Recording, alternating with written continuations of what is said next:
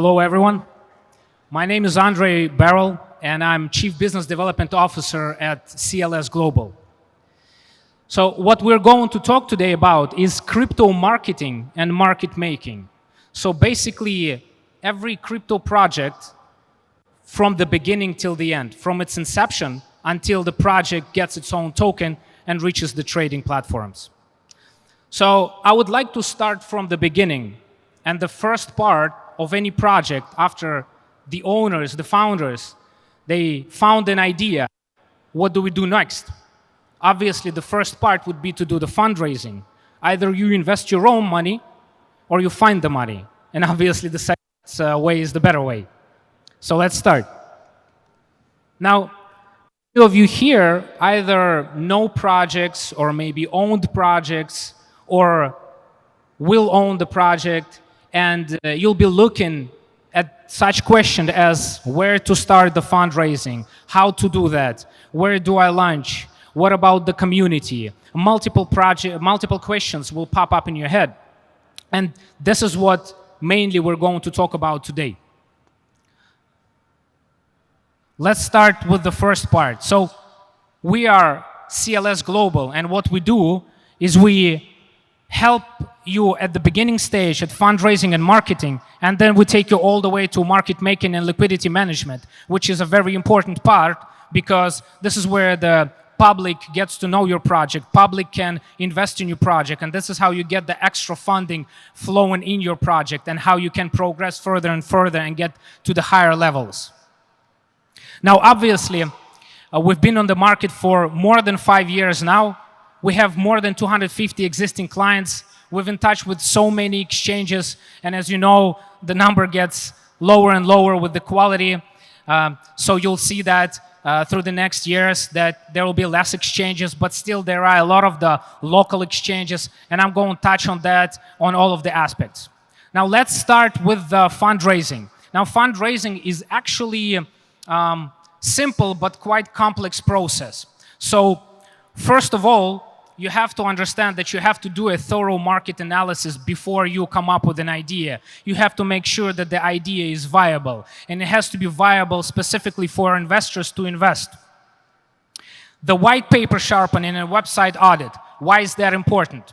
It's important because when you go to the investor, they don't know anything about you personally, and they don't know anything about the project. So how do they find out that after you present it to them? Maybe you don't have time to present it to them. So they'll ask, send me the information, you'll send the white paper. And if the white paper is 50 pages long, you think they're going to spend the time reading that to realize that they don't like the idea? Probably no. So make sure that the white paper is short enough and interactive enough so that it's comfortable for them to read. So all of these aspects, including the website, if it's too much information there, it's also not good. It has to be very specific because at this stage, when you're looking for fundraising, you have to be concentrating on your end client, and your end client is the fund or the investor if it's a private investor. Now, the part number 2 of fundraising, and this is where it gets the most important, the tokenomics. Now, we've seen many projects that do their tokenomics, and they have some weird wording. They allocate 10% to external bonuses. But what does that mean? If the investor doesn't understand, they may not even ask. They'll say, I don't understand that, and that's it. And then you'll come to realize that they thought that that's going to be an airdrop, where it's not. So make sure you use a very clear wording to specify where you're going to invest their money. Because at the end of the day, when they give you money, they want to know where you spend that money. Now, pitch deck creation for investors is important because this is how they paint the picture of the general idea of the project. It's a little bit important, but not as important as use of proceeds. As I said, where you're going to use that and how fast they can get their money back and how much of the return they can actually expect. So vesting period, lock-up period, this is very important. And OTC offer preparation, that's an easy part. This means that you probably already got some investors that are ready to invest, and you're just preparing and finding the OTC service provider who can process the deal of $1 million, $2 million, or maybe less or more. Now, what are the next steps after you raise the money? You have to implement everything that you talked about. Implement your project, your idea, and start using the proceeds effectively. This is where marketing, right?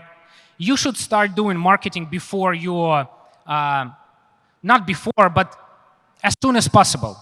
So if you start doing marketing before even fundraising, that's good, because you start build up the community. If you start doing marketing before you build an app or a platform, it's good, because you build the community. If you start to focus on your marketing and social mass media and communities and KOLs too late in the game, then it's going to play its part later on. When you're going to have bad trading, investors will see, look, idea is good, you have a better version of your platform or application, but where's the community? Who is going to use that? So that's where you might face problems. So we help with social mass media, PR, and influencers. And that's a very deep and detailed topic that we're not going to touch base very deep too much, because that will take up the whole presentation. So we can talk about it later. Any of you who is interested, you can talk to me privately. We have the booth here, and we can discuss that in more details. This is just to touch base on some of the SMM channels: Telegram, Twitter, Reddit, Discord, and most likely Discord is getting higher in rankings, because we get a lot of Web3 projects now. We get a lot of DeFi projects, GameFi projects that have a lot of communities that actually present in Discord. But at the end of the day, Telegram and Twitter are the main communication channels. So every project, whether you're from a DeFi, more conventional area, you still should focus on that. And this is where investors look. They look mostly at the engagement, not at the numbers, right? If you have 100,000 subscribers, but only 1,000 online, that looks fake, right? So it's not authentic. That's a very important part. Now, one of the cases that we work with is Jasmine Coin. So this is a very good representation of how you can build the community efficiently. So the case was that they had sort of their own community and their own Twitter, and they had a bigger community in other areas of the world. And they asked us, can you create Twitter that sort of was built by the community itself? And these are the results that we achieved. Obviously, they already had the community, but the engagement rates and the rates of subscriptions increased very high. So this is a good example of what you can do with efficient social mass media management.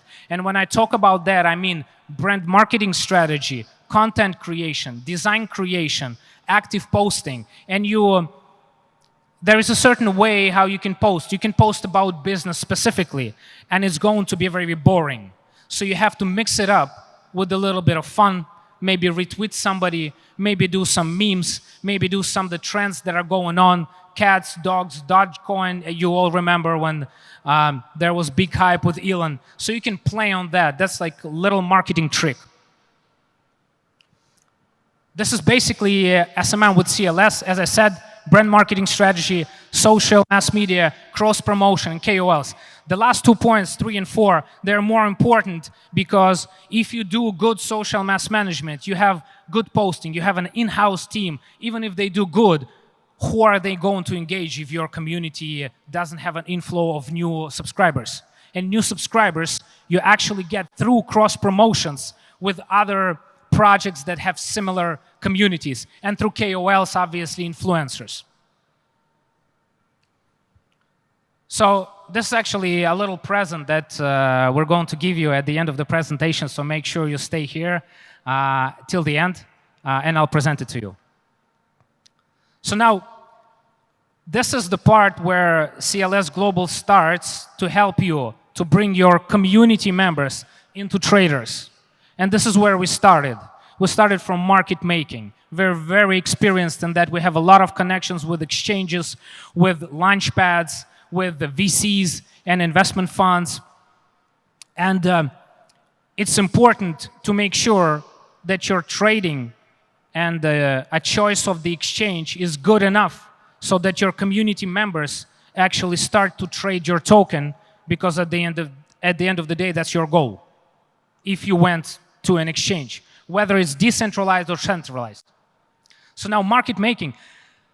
Quite often we get a question, where should we launch? Centralized exchange or decentralized exchange? You should go on both, because you still have crypto enthusiasts. You still have countries with very strict regulations in terms of taxation. They don't want to be visible. They don't want to pay taxes, right? I hope there's no tax agencies here from any countries. So basically, you'll cover both types of investors that go to centralized exchanges and prefer them more than decentralized, and you'll go to the parts of decentralized exchanges. So as I said, you should go on both. So now let's talk about centralized exchanges specifically, because this is a very important aspect. You know, if you go on CoinGecko or CoinMarketCap or any other aggregator, you'll find a lot of exchanges, probably like more than 500. Which one should you choose? You look at volumes, they're all high. How do we know that it's real? Market makers can run the volumes very high. How do you know that it's real? That's very hard. So these are certain points that you should look at, and obviously if you have a professional who can advise you that doesn't have sort of a conflict of interest, you should ask them in terms of which exchange you should go. Sometimes you better not go with a centralized exchange and rather go with a decentralized exchange. Get the community going and get to the level where a centralized exchange accepts you. Because not all good centralized exchanges accept you, even if you pay them $200,000. They have a reputation. They want to bring traders that you have behind your project to their exchange. So let's just quickly touch on some points that you can look by yourself. Now, API keys, why that is important is because that's the bridge of the communication of the market-making software and the exchange. If exchange has technical difficulties, if they have constant upgrades, that's going to interfere. And we're always going to have like a good chart, bad chart, then good chart, then bad chart. And that looks very, very fake. And even though that's not the main aspect of the exchange, it's going to damage your project. Now, reduced fees. Actually, we see more and more exchanges with higher that increase their fees, because such trackers as CMC and CoinGecko, they started to twitch the algorithms that if the exchange doesn't charge the fees, they put them lower in rankings. So you're going to have to pay for market making extra to the exchange because there's going to be extra fees, but you can get to VIP levels if you do a lot of market making and you buy their tokens. You know, KuCoin has their own token, Gate has their own token. You get reduced fees, which is very beneficial depending on your strategy. Now, SimilarWeb simply helps you to find out how many visitors the exchange gets, which countries mostly visit the exchange, and that may help if you have the Asian market, or you have specifically a US market, or European market, or Brazilian, and so on. Now, trading activity on main pairs and relation of the volume on main pairs. You can check it for yourself. Sometimes you go into an exchange and you see that 99% of volume of that exchange, the total one, pertains to Bitcoin or Ethereum. And they have maybe 500 tokens. This means that the rest 498 tokens have no traders, because everybody who trades, they trade main coins. So what's the point going there? Very important too. Now, centralized exchange has a lot to do in terms of market making. There's a lot of strategies you can implement. Decentralized exchange is a little bit less flexible, but there is still a lot that can be done. And these are some of the things. Number one is very important, and by far the most important. It's a fair launch and anti-snipe protection. Imagine if you have a very, very good community. You're very hyped up. Big KOLs are promoting you. You have good investors. You launch on DEX first, and after an hour you go to centralized exchange. You put liquidity to a decentralized exchange. You put $300,000, right? Both sides, in tokens and in the right currency. Let's say USDT. If you do not have an anti-snipe protection, there may be snipe bots that will target you. What they will do, they'll buy out all of the tokens that you have there. The price will skyrocket. And all of the community members that wanted to buy, they'll still put their requests through the decentralized exchange, PancakeSwap, and they'll buy at high prices. And the bot that bought it previously starts selling them at a very high price. So they get insane profits. And this is how the community loses money, your pool is damaged. So for these specific reasons, you should have an anti-snipe bot. And we've seen projects, good projects, that didn't have any attacks. They got lucky. Anti-snipe bot is not, a good anti-snipe bot is not cheap. And you will find anti-snipe and fair launch protections for like $5,000, $10,000. It may not work.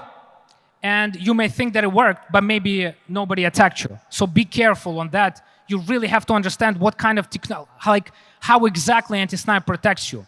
If the service provider cannot exactly explain to you, that's not a good sign. So be careful on that, and I can tell you that anti-snipe bots cannot be cheap.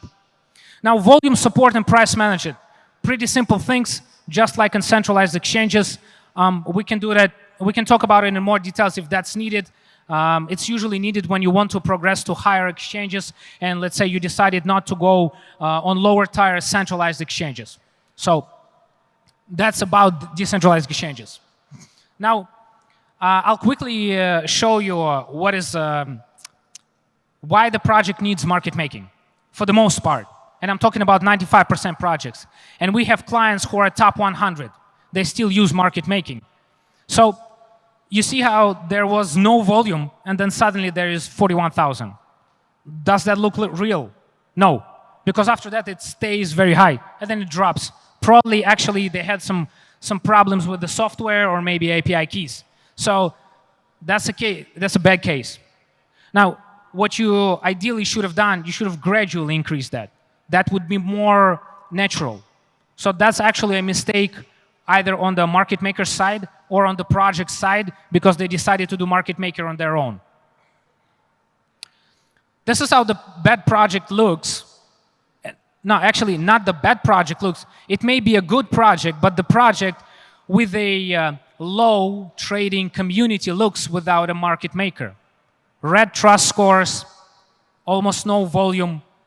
Important part, the plus 2% depth and minus 2% depth. This means there is no active trading. So imagine this. If you want to find an extra funding, will the investor invest if they see this? Probably not. So that's a bad case. Now let's look at the good case. This looks very sexy, as they put it in trading terms. So obviously that's a very extreme case, but this is how it should look. Green trust scores, low spread, good plus minus 2% zone, good volume. I mean, it doesn't even have to be that high. If you have $100,000 volume, right, and you have everything else in good shape, it will look authentic. Probably these guys do not have 13 million, I mean, of real trading. They probably support half of that, or maybe a little bit more. But still, a couple of million of real traders, that's a very big number. So again, this is the Jasmine case, because we work them not only with on the marketing part, but also on the market making. It's a very good example. It never gets old, because this is a good example of progression, how you can progress from lower tier exchanges to a higher one, right? So the initial setup that we had was mid-sized exchanges, mediocre liquidity, and low trading activity. There was a certain strategy that I cannot disclose under NDA, but I can give you the results that we achieved within 4 to 5 months. We reached Coinbase and Binance, and again, we do not promise that you'll get there, because the way that you get to Coinbase and Binance, you get it by getting noticed. We cannot help you with the application process and so on. And to be honest, there is no application process, because bigger exchanges, they want to bring your community to them, as I said earlier. So they have a team that looks at very, very high volume traded projects, and they say, look, they have a very good community, we need to bring them in. And they bring them in. So as long as you take care of your social mass media, you take care of your trading, they will notice you. So that's what happened. We increased their liquidity by 10 times, and on peak days, their organic volume reached 2.5 million, real organic volume. So that's what helped them getting noticed. Another case, Student Coin. This case is more about a slightly different things that you should look at. So they had low volume, no main market, and low trading activity. What I mean by no main market, a lot of projects make a mistake by launching on 10 exchanges. And because they launch on 10 exchanges, they dilute their trading activity. Because 5% goes on one exchange, 10% goes on another exchange, and so on and so on. On top of that, they pay these exchanges, I don't know, 20 grand, 30 grand. They spend 300,000 to go on these exchanges. Besides of half of these exchanges being bad with no real traders and no real value, they have to support them. So what we get at the end, they spend a lot of money, and they have, obviously, if they don't have a good market maker, all of the markets are diluted and they're bad, in a bad condition, low conditions, so it doesn't really pop in your eye, right? So what happened is that, I'd start with the point two, actually. We found out two main markets that they have. We focused on them instead of focusing on all of them, because then, you know, you come up to a market maker sometimes and they say, okay, we'll cover all the markets. But you don't need to cover all the markets and spend the money on bad markets, because that's not the main idea. You can sort of like support them partially, but focus only on the main ones. And main markets can go up to 3 or 4 maximum. So after we identified that, we focused on that, we achieved price growth. Obviously, it's not our sort of, the credit doesn't go only to us in terms of increasing the price that much, but that achieved through their marketing and through our work. And the volume growth on peak days reached 10 million. So that was a very, very good showcase of what can be done with the proper management. Now, as I said, everybody will get a bonus.